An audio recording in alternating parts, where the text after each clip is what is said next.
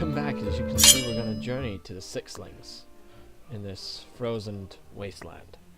While you rest under a ledge at noon, Rodario and Fergus decide to go ice fishing, and the dwarves immediately pronounce their opposition. Ice and water are both treacherous. They entice you to them. Before you know it, you disappear into them forever. Like in a marriage, you mean? At first, the woman entices you, but if you stay in her arms like a good boy, the good life is over all too quickly. The good life, in which you go behind the backs of other men, get beaten up, and one day die painfully of a sexually transmitted disease. Damn, Amora. All slander, my dear. Rodario bares his teeth for a moment, and then follows Fergus to the shore. He reminds me of a billy goat we used to have. Mounted everything that got in its way. One day, he mounted a goat that was standing too close to a cliff. The two of them fell down the cliff in the best of spirits. Aww. Oh god, no. Oh, for a minute I thought it was going to keep going on and on. That's odd. We walked over Your path leads you over a snowy, hilly plain, and as you scale a particularly steep hill, you falter. A crevasse opens out in front of you. You look around, but there isn't any point nearby where you could cross over the gap.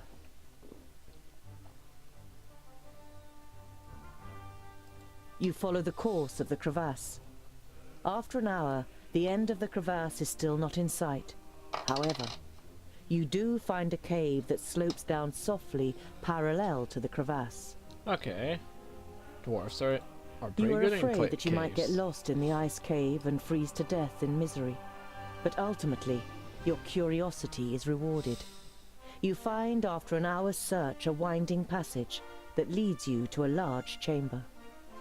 You walk ahead with your torch outstretched and see a shadow in the ice. You step backwards in shock as you realize that it's the body of a frozen human. Oh god. Something glittering in the floor grabs Goingar's attention. An ornamented gold shield. Part of it is frozen into the ice, but it should be easy to free. Pure gold! This thing must be worth quite a bit, though it would be completely useless in a fight. Wouldn't that be like tomb raiding? Your companion doesn't answer. Sorry. It doesn't feel right. Grimgar. We'd best Gold. leave the shield with its Grimmer owner. beard. You take a short break and then look for a way back to the surface. You find it quickly and continue on your way without any further delay. Oh, so we made it. Cool. Yep. Hey, we're there. Ha ha ha. You finally arrive at the entrance to a valley that curves its way towards Ironhald, the Firstling stronghold. If they have these underground tunnels, then why don't they just use them to keep in touch with the Firstlings? I've just realized that. Like, why has nobody else thought of that? You would think that the Secondlings or the Fourthlings or even the... No, not Thirdlings. Are there Fifthlings? No, they're dead. Sixlings.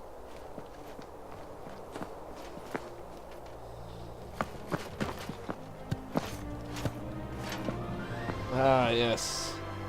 And to think that is a merely lightly defended hold. By Vracus, we've done it! Oh, God. Damn it. Get down! 2 times? You don't have to tell me, Tundle. Oh, save for us. Oh. That's, Run! tempestuous. I can't maintain this bow And for a cat. long. Put him on Goingar's shield. To the gate. Quick!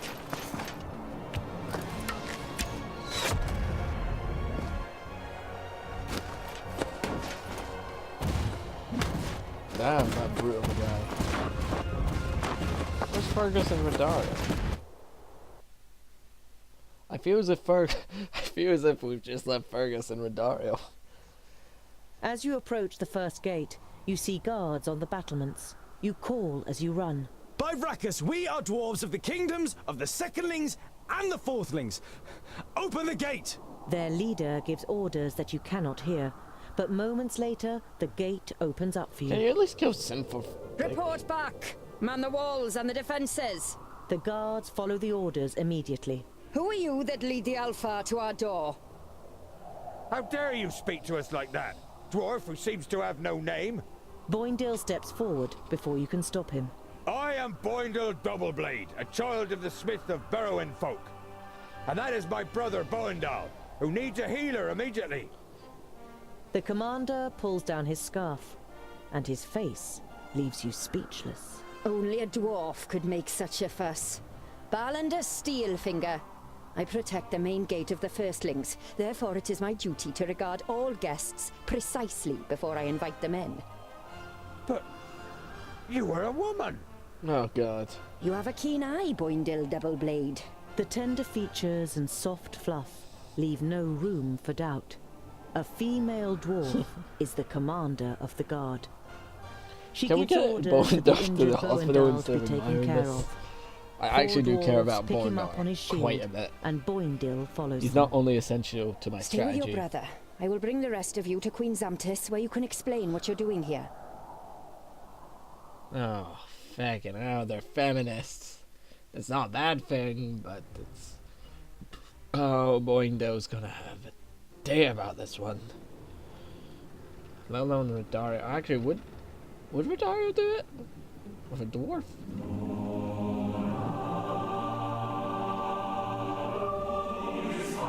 It's a shame that it's so dark I can't actually tell, but it's pretty damn good looking.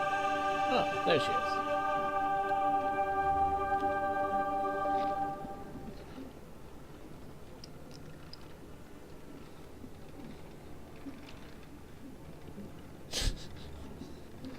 On the bright side, in Ironheart, you don't ever have to wait on a lift. You just have to hop on it before you plunge to your death. Ah, that's rather cool. Somewhat impractical, but cool.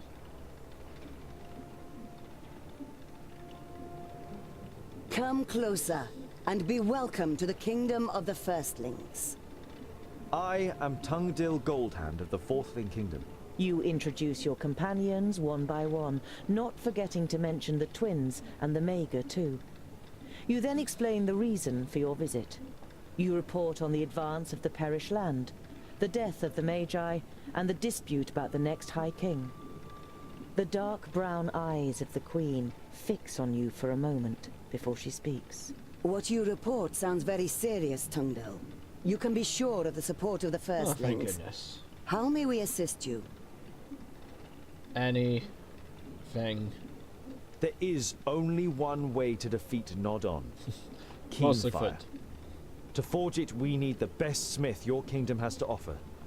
Help us, and thus help your kingdom, my queen. The Queen considers, then nods. So be it. Could there ever be a better time to revive the old commonality of the kingdoms? Balandis here is not only my best warrior, she is also my best smith. I feel as if She will Balandis is accompany just a you. general jack of all trades Your eyes amongst fall his upon clan of Balandis, dwarfs. and you notice the blood rushing to your cheeks. I will do my best. You can trust in my axe and my hammer. Bow chicka wow wow.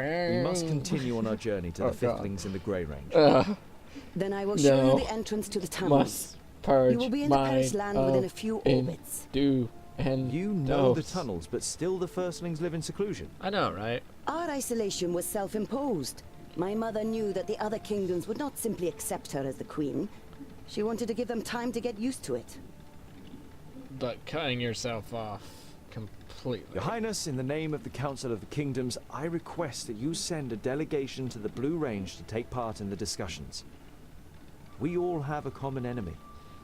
There has never been any enmity between my kingdom and the others. It was more neglected friendship and habit that has made us strangers to one another. As soon as you set off for the Grey Range, we will head east to see our brothers and sisters again. I will have rooms prepared for you and your companions so that you can rest. It has been some time since we have had guests, but we still know what hospitality means. Wait, Come to me Tim, when you are what? ready to depart. How do I change? Do I change the bed and feed him? Wait, you forgot to feed him? Shit. Very beautiful architecture, though, and engineering. I mean, like, seriously, it's got some risks, but you can't deny it's useful. Why we're meant to be looking at this, Tungdale. Oh. Huh. Well, I suppose whilst we're up here, we probably should talk to the Queen and her 2 guards. Casually. Greetings, Queen Zamtis. Please excuse me for asking, Your Highness, but how There's is not it going to that be a any queen combat in is this sitting on episode, by the way, Firstling so we throne? might as well skip it. The Queen smiles. She has clearly been expecting the question. It began with an argument. My father valued my mother's advice, but disputed her ability to lead the kingdom. This frustrated her, and she demanded the chance to prove the contrary. In the end, they agreed that my mother would govern the Firstlings for 14 orbits. And during this time, there was an attack by trolls, and my mother put them to flight with cunning and bravery. When my father demanded the throne again, she defied him, and the clans followed her. The other kingdoms were appalled and refused to receive my mother, but our kingdom saw that she was a good queen. And when she died 230 cycles ago, the people demanded that I should follow her onto the throne. Your Highness, with your permission, I will take my leave to prepare for the journey. Of course. You see, Even though you have thousands of questions, there is one thing that kind of irks me. Like, if this dwarfs are traditionalists, right? So now only female queens. And I don't like having one restricted gender. Oh, What is tongue it, down, flirt, Tundo? flirt, flirt, flirt. Oh. It would seem that a lot of important positions are occupied by female dwarves in the Firstling. Tongue's gonna die. Is it not common where you come from that men and women share Like, the duties? she's wielding a great axe in one course. hand. Among the humans and the Secondlings, the women help out in the house so that the men have time for their duties. That's how it is written in the books, too. Tongue Here, posts are assigned according to the skills of the applicants, Oh, not okay, so gender. it does work like that. Cool. It's only natural that the most important posts just are because the occupied 2 by people women. that we know in she the winks Firstling at you Kingdom and gives you a are knowing female. glance, although the whole thing still befuddles you. Medieval times, folks. What is it like living with the Firstlings? I haven't seen much yet, but many things seem to be different to life with the Secondlings in Ogre's Death. I can't make any real comparisons either. I grew up here and have never left our kingdom. I can hardly wait to see the halls of the Fiftlings. They were the best smiths before we took on the mantle. What were the Don't expect too much. Firstlings even doing Their then? halls have been in the hands of the enemy for over 1,000 cycles. I read that the orcs avoid the stronghold, as if there were a curse on it. Even reading doesn't seem to be frowned upon among the Firstlings. You feel at home here. But that isn't only down to the books. Bow chicka See you wow later. wow. Tongue do the flirtatious. I'm sorry, I'm trying to make content here. You know how hard it is to do anything? Like, you know how hard it is to make puns? The inventiveness of your people still impresses you, and fills you with pride for being a dwarf. I could make. Funnily enough, I do run a D&D, and I made dwarfs as racist as hell. Oh, look, shrooms. What is that? That sounded kind of tempestuous and, Darun! Very powerful fighters there. Ah, Tungdil. I was wondering when you would pay me a visit. I thank you, and Jeroen, you appeared at the right moment. May I, ask why? It was down to you. Your speech about the responsibility I owe to my realm. Lot Yonan was a good teacher. Her face darkens when she thinks of her old companion. There are 100 reasons that Nodon deserves to die. That is why I went back to the Secondlings and took another look through the books. I discovered a passage that said Keenfire can only take its effect against evil when it is wielded by a foe of the Undergrounders. A foe of the Undergrounders. It's going to be difficult to persuade Nork to help us. No, that's true. I didn't mean to eavesdrop, but I think I might have an answer to the problem. The Alpha are also your foes, aren't they? Yeah, but if we're going along this line, Half human, of course, half elf. of course. My mother She bequeathed does have me her pointy gifts and her weapons. I got very little from my father. None of these but dwarfs his back eyes here are even an gonna bother. advantage. Now, interestingly enough, I always knew she was an Alfar due to pointy ears. But the Firstlings are also our foe.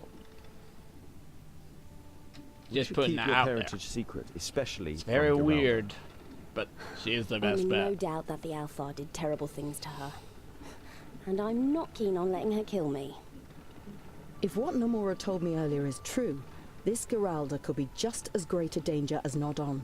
She could take control of generals or kings, maybe even me. You are aware of the danger, but you don't have the energy to think about it right now. Who the hell is Geralda? Aside. Then that's agreed. We will keep Nomura secret to ourselves. I'm really confused on who Geralda is now. Is Geralda her mother? And you're sure that only a foe of the Undergrounders can use keen fire? Anyone can use it like a normal axe, but only a foe of the Undergrounders can command its magical powers. I don't know much about her, but a half-elf should pass as a foe of all dwarves. Yeah, theoretically true. Alright then. You will wield keen fire in the battle against Nodon. But we're going to have to make it first. You said it. The actress takes her leave with a little nod. The dwarf's not even... How are things with Jarun? Could you help him? He's doing well. He should be back to full strength after some rest. You still don't know what kind of being is hidden under the armor. But the Mager's powers seem to have done a good job. Dwarf on stilts. The Firstlings have offered to improve his armor. And when one of the best smiths in Girdlegard offers something like that, you should definitely take them up on it. Why wouldn't you? I can only imagine what dwarven armor's like. Well, we just gave him the light variant, so it weighs 52 tons, and it is immune to cannonballs. How are you and your powers? You look a little exhausted. I won't lie to you. It has already been too long since I was in a place where I can draw new strength. My power is trickling away like water from a leaky pipe. Is that perhaps a way to weaken Nodon? No, I wouldn't count on that. Even if we could keep him away from the magical realms, the being that lives within him has given him unknown powers. True. But if Geralda's the person that's given him demons... How was Synthras able to overcome your shield? Can Alfar use magic? No, certainly not. I don't know much about their people, but I think they have innate powers. Conjuring darkness, extinguishing fire, changing dreams. Little things that fill humans with fear and ensure the potency of terrifying legends about their people. That much is true. Synthras used a trick, not a spell. We killed 2 Alfar near Sovereignstone.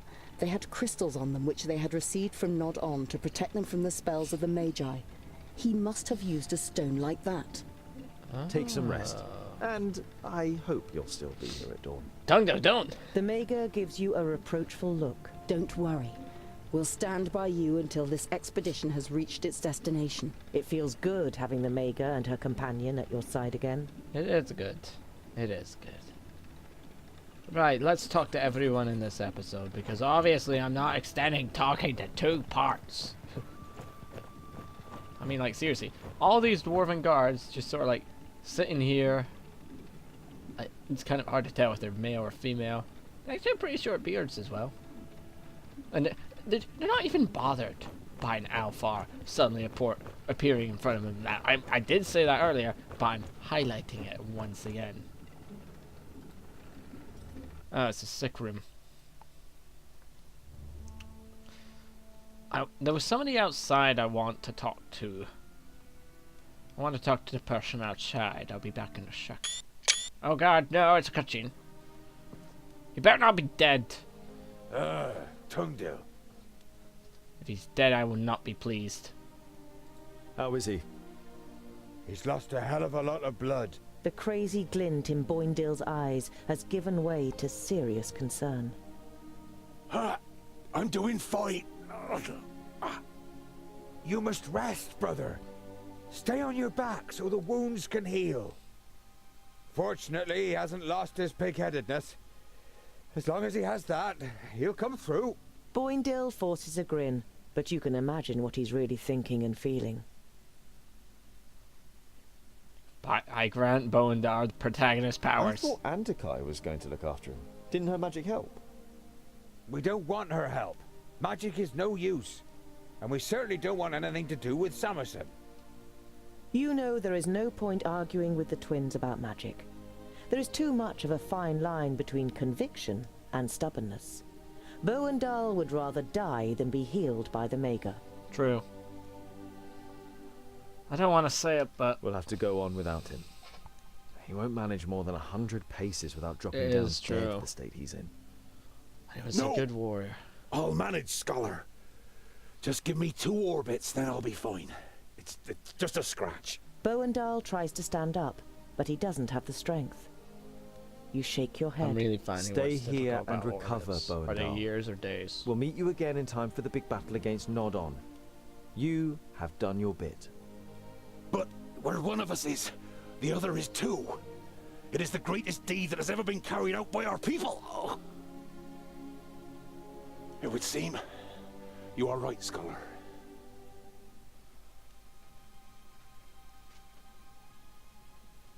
We'll be separated for the first time in our lives. I will miss you by my side in battle. The first 100 runts will be for I'll you. miss you too, Boandar. You will have to protect him and the others on your own now, brother. You were the only person Don't that take held on the too line. much, and rein in your frenzy. You must control your anger better than you usually do. Promise me. I promise. Tears run down the bearded cheeks of the two twins. They have never had to part like this before. God damn it. I'm sad now. I've lost my best fighter, and I'm stuck with the idiot brother. I need someone to cheer me up. Rodario, Fergus, cheer me up. It is simply legendary. No, it is mythical. We definitely need a large theatre so we can convey the impression of this grandeur to the spectators. It's going to be difficult, but we'll manage it. But it will be more expensive. It would appear you like it here. Huh, like it? It is fabulous. I almost feel like giving up. Not even the best of illusions could possibly imitate this. But say, what brings you to us, Tungdil? Well, I wanted to talk. Why didn't you say that Nomura is half-elf? If our spectators knew, they would run away screaming. So I'm sure you will understand that we couldn't tell a group of armed dwarves either. True, true. You have to admit that you don't know how you would have reacted if Nomura had revealed herself in Mifadania. Fear and hatred of the Alpha is deeply rooted. Very true. You already know her, Tungdil. She has skills, but her lineage does not determine how she thinks and acts. She is the love of my life. We really need and to I would expand go this love life, crazy if I Fergus. were to lose her. Like, you haven't even gotten lines, Fergus. You've done some stuff, and you've certainly been useful, but we really need to expand on what you do for us. Every step from here on is more dangerous than the last. Are you sure you want to continue on our journey with us? Of course. Every story needs an end. What kind of play would it be without a third act? Very true. There is no way I'm going to let Nomura ride into battle on her own. I will be there to assist her.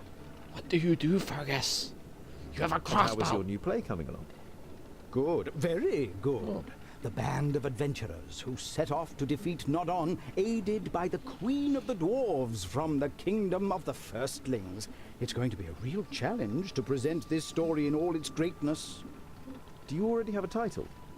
I haven't decided for sure yet, but at the moment I'm thinking along the lines of the heroic dwarves and their loyal companions who opposed Nodon despite all the challenges to destroy him and save Girdlegard. I must go. Rest now. God. Rest? Haven't you seen? There are machines that keep the whole city alive. I must take a look.